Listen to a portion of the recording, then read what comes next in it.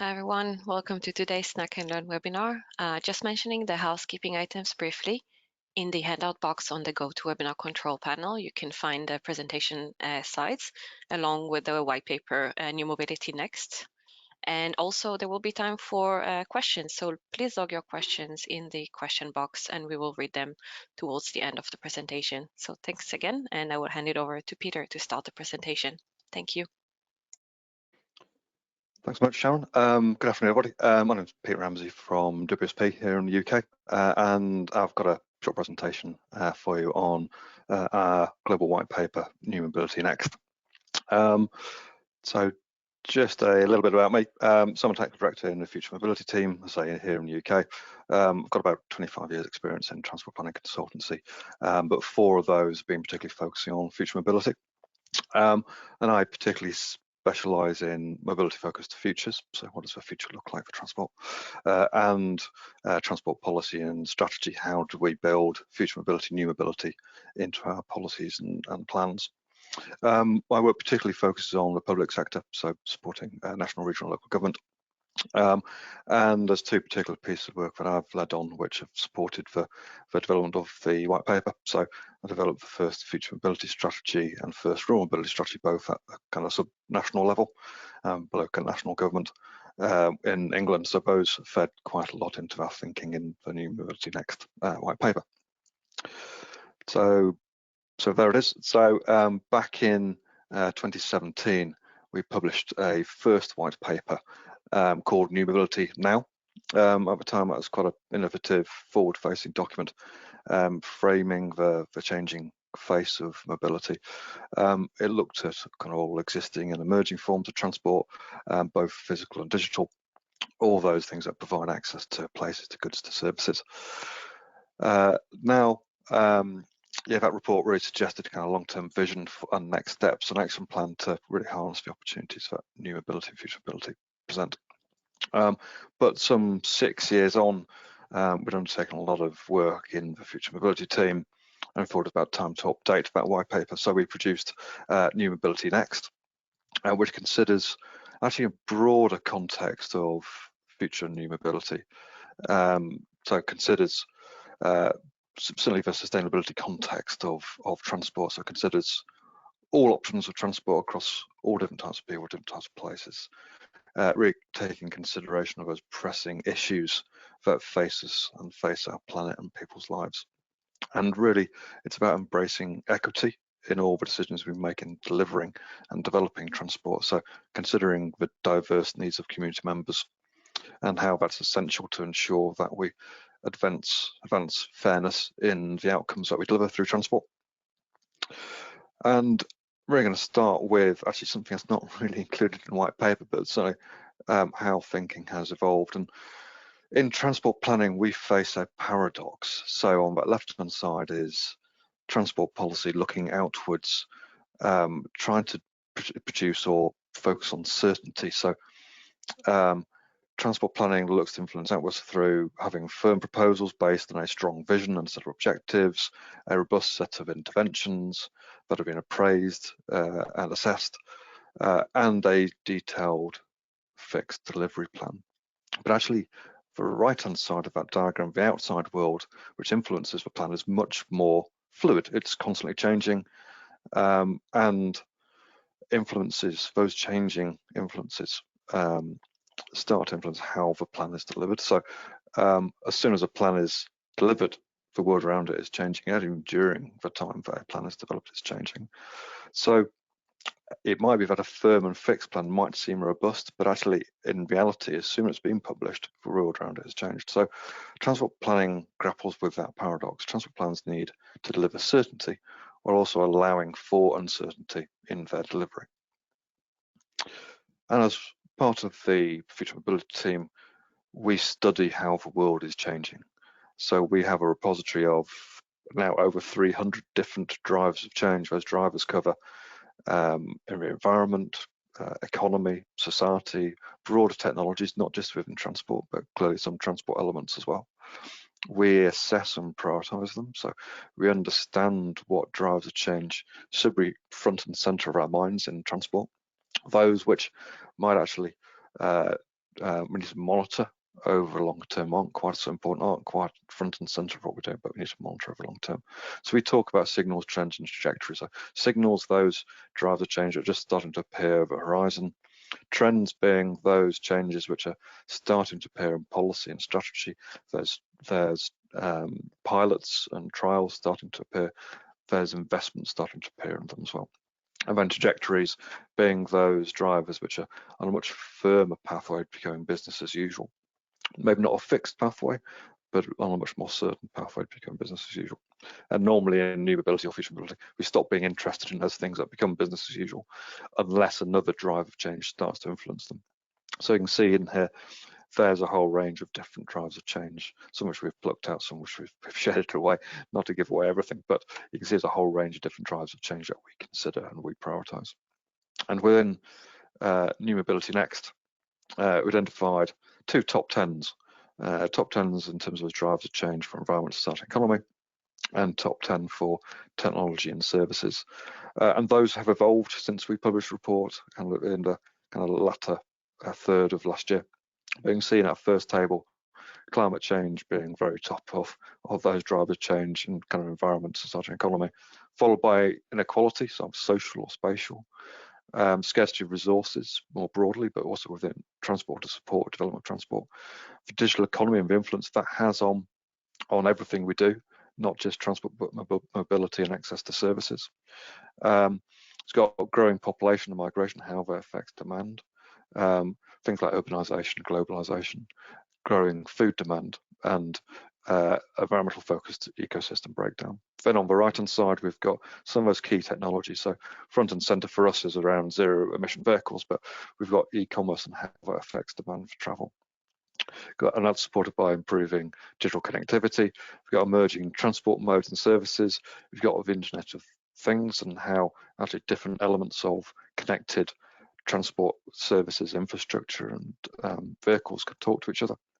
Got virtual reality and digital currency and blockchain, remote healthcare and digital twins. But even since we published this report, perhaps some drivers of change have gone further up that list. So for things like AI clearly have come kind of very much to the fore over the last few months. So that if we ran that prioritization again, no doubt AI come much higher up the list.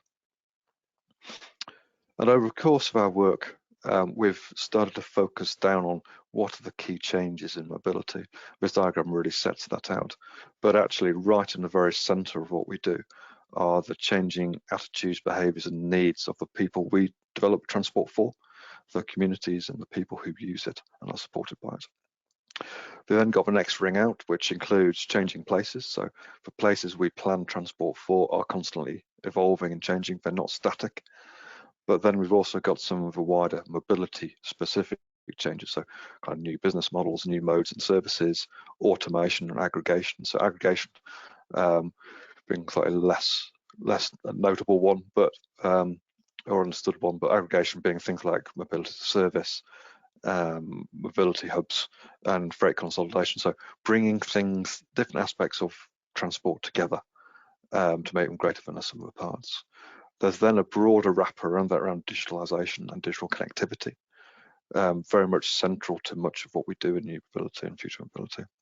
And then, of course, the biggest wrapper of all, decarbonisation, which is got to be central to everything we do. And that then leads to a range of different opportunities that both within transport, affected by transport, and supported by transport. But we can't just think about those changes in isolation. So we need to think about the overall landscape in which transport is delivered and the system within which transport is delivered. So again, central to our thinking, central to the transport system should be the people, their behaviours, the activities they undertake, and the places they inhabit. That links into the three core objective areas that we consider: the environment, society, and the economy. Then we come to mobility itself and actually the dependencies it has, and increasingly so. So thinking about the sources of energy and how that's changing, and think about digital connectivity and digitalization, and how that affects transport far more than it did even a couple of decades ago. Then beyond that, in a broader system, are all those other dependencies and component parts of a transport system, whether it be for vehicles, for space, for staff, delivery models, management, right the way through to maintenance, funding, engagement, and for materials to deliver infrastructure. So transport in itself is part of a system, but then we can go beyond that using system thinking.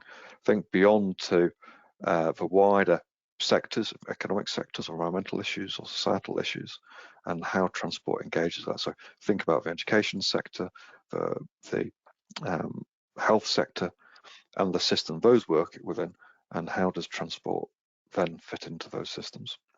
And you can think about those systems from a number of different viewpoints. So thinking about the clients we work with at WSP, think about their whole organization, not just necessarily the transport department, but actually the other sectors, other disciplines, the other departments they have.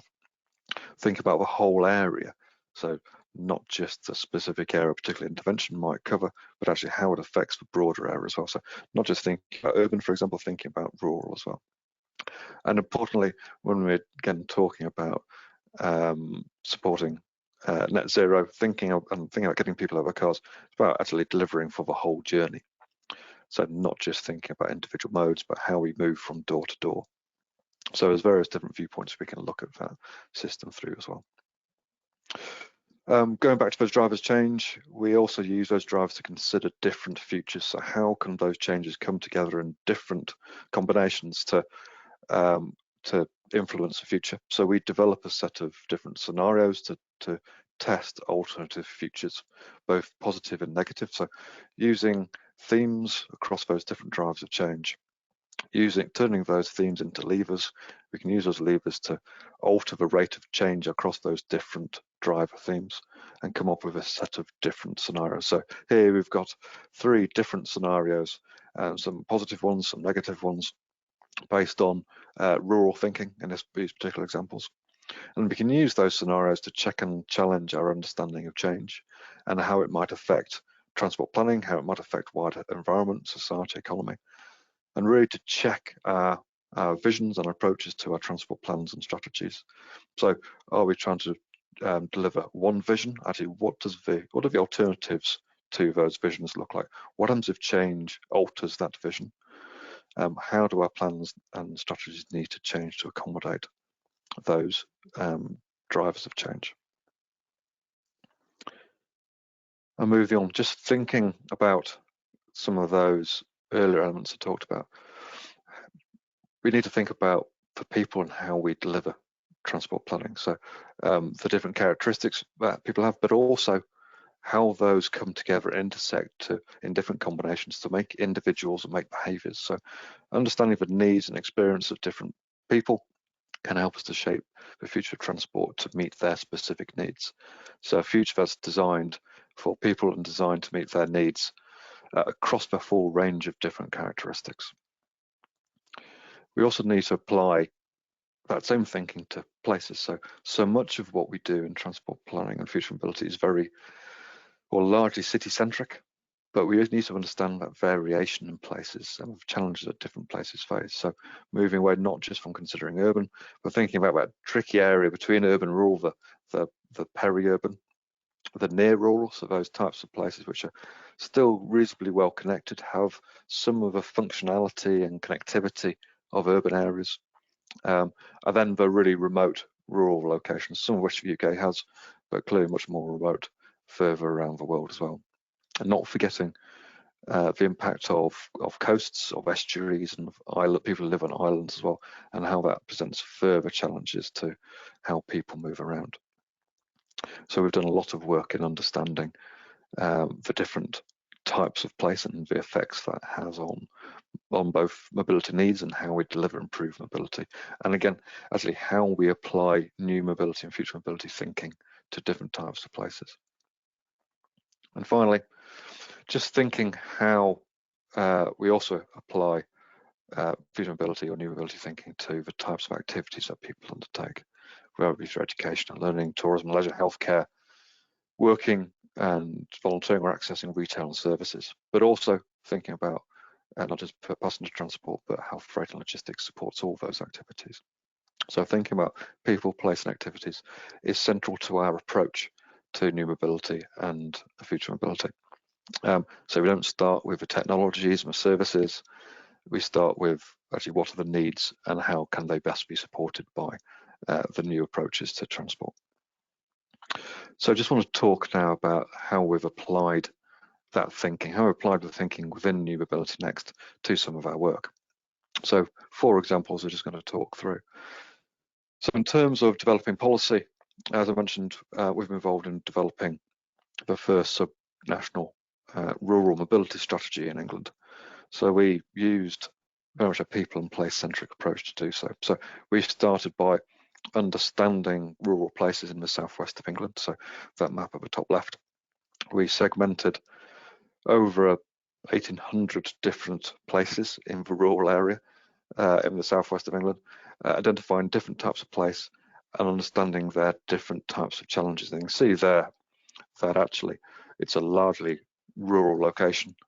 There's a lot of coast, but actually there's a lot of remote rural, in English context anyway, a lot of remote rural locations, but also some island locations there as well. So a very diverse place. We came up with, at the start, over 40 different types of rural place, then brought that down to a smaller number to be able to do some more detailed assessment, and then finally came up with 4 summary places of types of rural place. We also looked at different types of people that live within those places. So using experience consumer segmentation data, we analysed to quite some significant detail the types of people that live in all those different types of places. And we came up with a set of personas that reflect key types of people that live in rural areas. And we didn't just do a desk-based assessment. We actually went out and spoke to people who represent those different segments to actually get straight from them their key challenges and issues in moving within rural areas. We also developed some of the first scenarios for the future of rural areas. So developed a vision scenario, so what does good look like in rural in the future over the next few years, next couple of decades. We also looked at the less positive and negative potential scenarios. So what happens if rural areas continue to decline in various areas? So what does that mean for future mobility? We then looked at a range of potential existing and new mobility solutions to challenges in rural areas, and actually looked at how they might be delivered in different types of rural places. So using that rural segmentation to understand the deliverability and the impact of different interventions across rural places.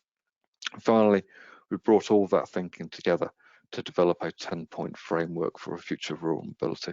So understanding not just transport itself, but actually broader sectors. How can the future of rural mobility be supported by better spatial planning and economic planning as well, so not just a transport focus. So we use a lot of what we've been talking about in New Mobility Next in this one particular piece of work. For West of England Combined Authority, down in the southwest of England, we're supporting them on their future transport zone, and used a people-centric approach to understand the potential for mobility as a service within that future transport zone. So we wanted to understand, again, the different types of people that live within the West of England Combined Authority area, their particular needs and challenges, how they're distributed around their area. And we did some journey mapping to understand their usual typical journeys as they happen on a day-to-day basis, and the particular pain points and challenges they have as they're travelling. And that enabled us to develop a set of use cases to be applied to the mobility service system, so that in its development it wasn't just focused on technology, but actually on the particular users and their needs and how it could best serve them, with the aim actually to develop a very people-centric service, so that actually it was set up from the beginning to serve particular needs rather than just being a bit of technology to test.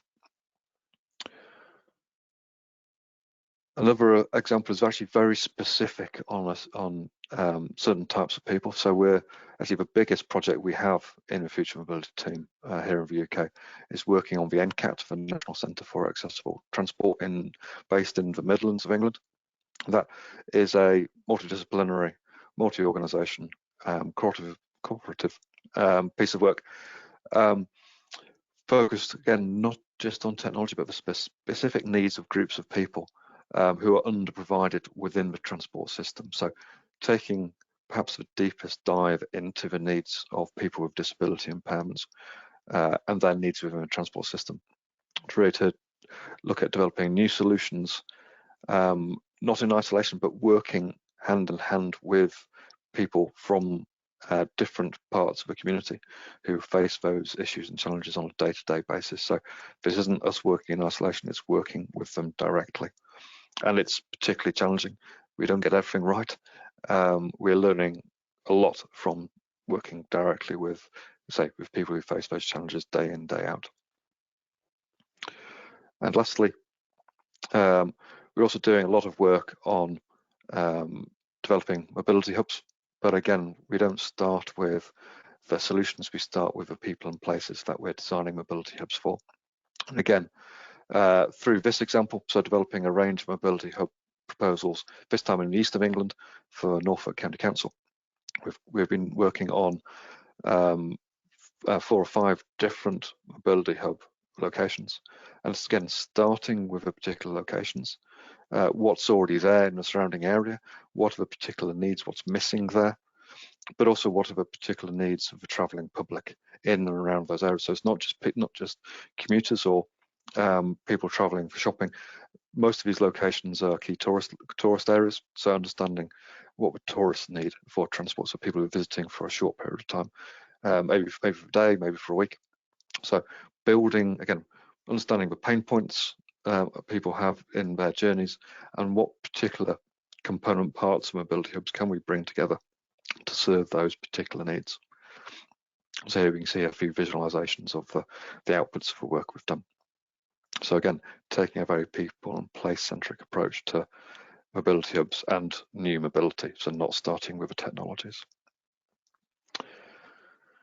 And just in summary, before I finish, so if you look at the report, we have identified 3 key imperatives as well. So clearly climate change being very central to everything that we should be doing in transport planning and new mobility, but using new mobility to enable thriving, inclusive communities, but importantly, maximising the positive impacts of new mobility. So not everything that new mobility does is positive, so there's a lot of failures and things that go wrong, but maximising those positive impacts while mitigating any possible negative impacts as well. Already talked about those key mobility themes there. Those 8 key changes we talked about earlier in the presentation, and also some of those key business as usual practices we think are vitally important for new mobility. So that horizon scanning, we talk about those drivers of change. What I haven't talked about is that critical thinking, so constantly thinking critically and questioning everything we do. Developing a strong evidence base to support for delivering new mobility. Key to what I've been saying today is that developing a design-led, customer-led and place-led approach to deliver for our communities. Thinking about a system within which transport is delivered, so the transport system, but actually the wider social, economic and environmental systems transport are delivered through. Being outcome focused, so setting those visions and outcomes. Developing robust and resilient business cases and commercial cases, which are particularly challenging for new mobility, where things have yet to be tried and tested, where the cases are much more difficult to develop. Monitoring and evaluating the outcomes that are achieved through new mobility, but importantly, seeking feedback and critiquing its delivery. And lastly, ensuring that we fail fast and learn and share. So failing fast, but ensuring that when we deliver, we don't prolong failure, that we allow things to fail if they're going to fail, but we learn from that and share the learning as quickly as possible. So that's probably enough from me. For 20 minutes probably isn't really long enough to talk through everything within the white paper, but hopefully it's given you some insight into the thinking. But from our point of view, most of all, in publishing that white paper, it's not, we don't just want that to be a one-way process. We want it to be start of a conversation. So in the last slide, for my contact details, there are more contact details on the website as well. So either contact me through that email, through LinkedIn, or through our website. Yeah, we want this to be a start of conversation, not just me talking to you, or a one-way approach through publishing the report. So we do want to hear from you and your views. So thanks so much. Questions? Thank you, Peter. Fantastic presentation. You can still log your questions in the question box, and also in the handout box you can find the presentation slides along with the New Mobility Next white paper. I will start with the first question. This is from Sweden. What in the design of a rolling stock vehicle do you think makes a difference to the community it serves? Okay, thanks, Sharon. Thanks for that question. I think in terms of rolling stock or development any vehicle, there's certainly a people-centric approach we can take. So in terms of serving the community that rolling stock supports, and it's been done for kind of taking a people-centric approach. That's been taken for quite some time. So if you think about the application of ergonomics in seat design, for example, that's been done for quite some time. But we can go much further than that, more beyond kind of designing for human body shapes and considering actually the wider needs of people and how they differ. So think about how we consider someone in a wheelchair. So it's about rolling stock. Does it have space for a wheelchair? Is it an accessible location? Are other passengers they're traveling with able to sit with them? Do they feel that they are treated like other passengers, or as we see often in rolling stock, that they're put with bicycles and luggage? No. Can other people sit with them? Can they access accessible toilets, etc.? If you think about, say, women traveling alone, so do they feel safe when they're traveling? Can they view the whole carriage? Is the view clear? Is it possible to gain access to other areas on the train? Are there ways to call for help if they need to? Do they feel comfortable and safe while traveling? But clearly there's a whole range of other considerations as well by applying that people-centric approach. Now, does the Wi-Fi work for people trying to work or trying to study while traveling? Now, is it easy for tourists to know where they are and how to use the trains and services? Are the seats accessible for people with impaired mobility, for example? So yeah, there's a whole range of ways that we can apply people-centric design and design-led thinking to enhance rolling stock design. Thank you. The next question is about innovation. What is being done, in your opinion, to discover, innovate transportation? There is an example here that this individual wrote, water-fueled engine developed in Stanford. Do you know anything about it?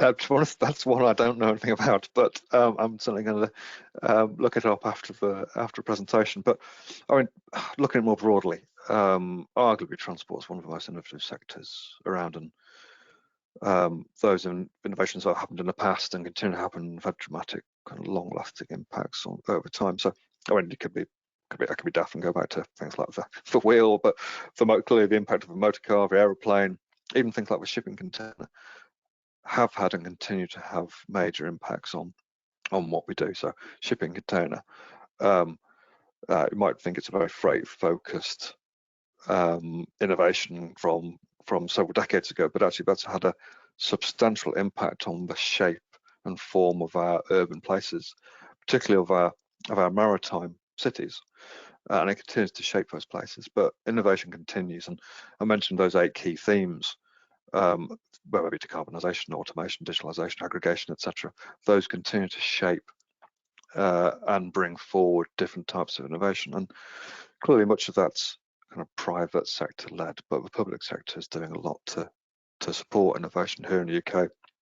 The government's funding trials and pilots of different innovations, whether that's kind of aviation or maritime or passenger transport, ticketing, etc. But also looking at kind of other issues, kind of broad, not just particular technologies, but looking at kind of how do we regulate, how do we ensure safety, how do we make sure, looking at that NCAT example, how do we ensure that new mobility is accessible to all? So kind of another kind of part of the answer to that question is it's not just about the technology.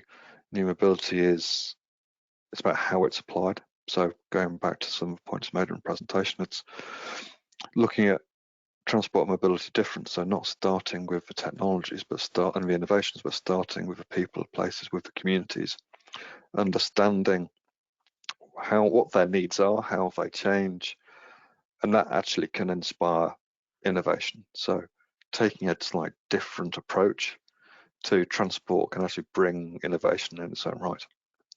So yeah, it's not just about technology, it's the approaches we apply to transport as well. It's taking those different perspectives. Thank you. We have a lot of questions coming through, so Right, thank you okay. for staying over time here. What kind of tools do you use during the processes that you mentioned in your presentation? And have you used the carousel loop diagrams to think about the wider system?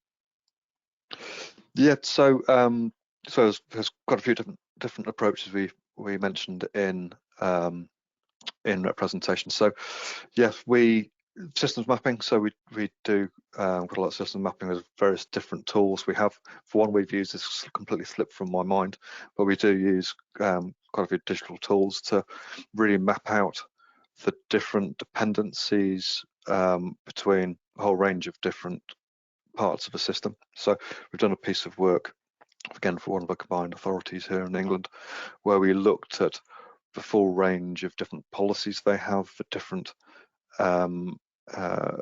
projects they're delivering, the different interventions within those projects, where the funding comes from, the different departments within the organisation, their different sources of funding, and how all those link together across different policy sectors. So we could see where the strengths and connections were between those different parts of the system, where the weaknesses were, where there are opportunities to strengthen those links. And by doing that, we can come up with a whole range of different interventions to kind of strengthen the organisation and strengthen delivery, but also come up with a whole different range of solutions within systems. Within scenario planning. So we have developed a scenario planning tool, or at least a couple of scenario planning tools, one which we're applying quite a lot at the moment.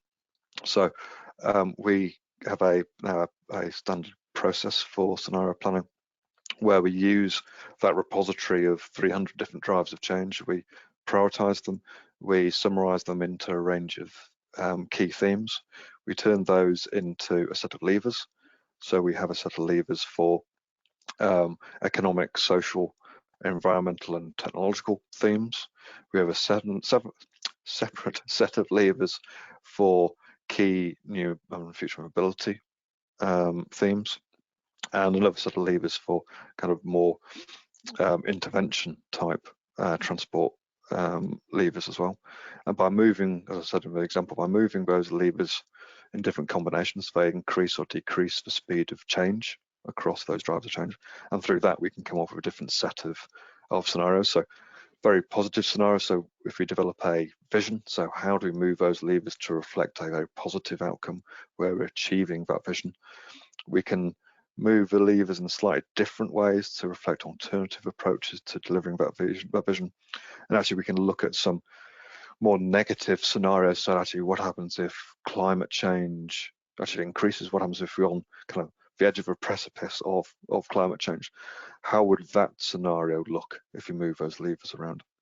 That really helps us to check and challenge that strategy, so it can help us to challenge that vision, to stress test it.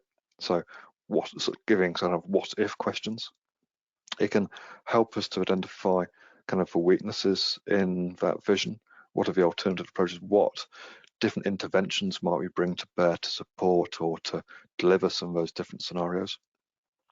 We can also use scenarios to assess the different interventions. So we can use multi-criteria assessment frameworks and apply not just kind of the vision, the objectives and deliverability in that, but also which interventions perform best against which scenarios.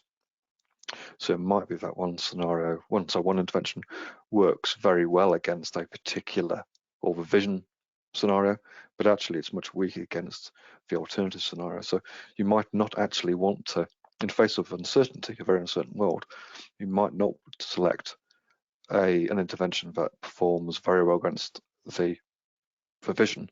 You might want one that performs better across a broader range of scenarios, one that performs better in a changing world. So I think 2 or 3 particular tools and examples that we use as part of all this thinking. Thank you, Peter. Fantastic presentation, and thank you for your time, everyone, today.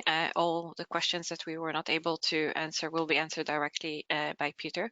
So thanks again for joining us today. We hope to see you in our upcoming sessions, and have a wonderful day. We will wrap up the session now. Thank you. Okay, thanks so much, everybody.